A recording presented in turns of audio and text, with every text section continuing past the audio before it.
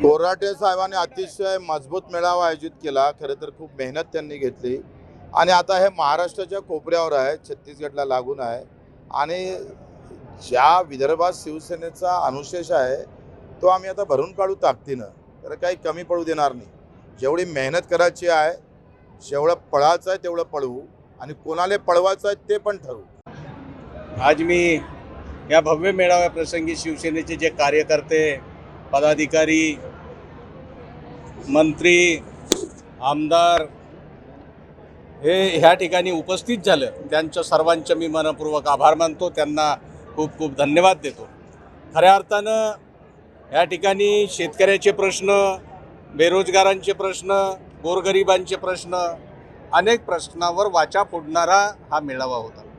त्याचप्रमाणे जे रोजगार हमीचे पैसे मिळाले नाही, या ठिकाणी ज्या शेतकऱ्यांच्या मोटारीला कनेक्शन मिळत नाही, वाघ नदीवर असलेल्या शेतकऱ्यांना पाणी उचल करता येत नाही, हे सर्व प्रश्न घेऊन आजच्या मेळाव्यामध्ये ह्या प्रश्नांना वाचा फोडण्याचं काम करण्यात आलेलं आहे।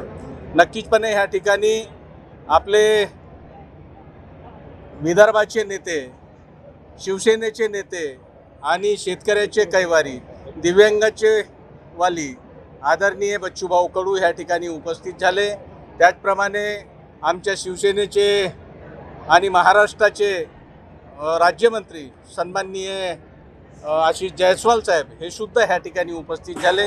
यांनी अनेक प्रश्नावर बोलले की आपण सर्वांना न्याय देण्याचं काम करू, जनतेला न्याय देण्याचं काम करू। त्याचप्रमाणे मनीषाताई कायंदे, त्याचप्रमाणे अनेक पदाधिकारी ह्या ठिकाणी उपस्थित होते। या सर्वांचे मी मनपूर्वक पुनश्च खूप खूप अभिनंदन करतो आणि येणाऱ्या काळामध्ये ह्या ठिकाणी शिवसेनेला खूप मोठी उभारी देणार एवढा शब्द देतो।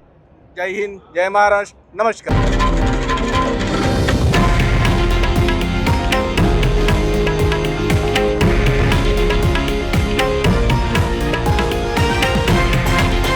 हे आहे देशातील नंबर 1 न्यूज नेटवर्क आणि आपण पाहत आहात TV9 मराठी, एकमेव।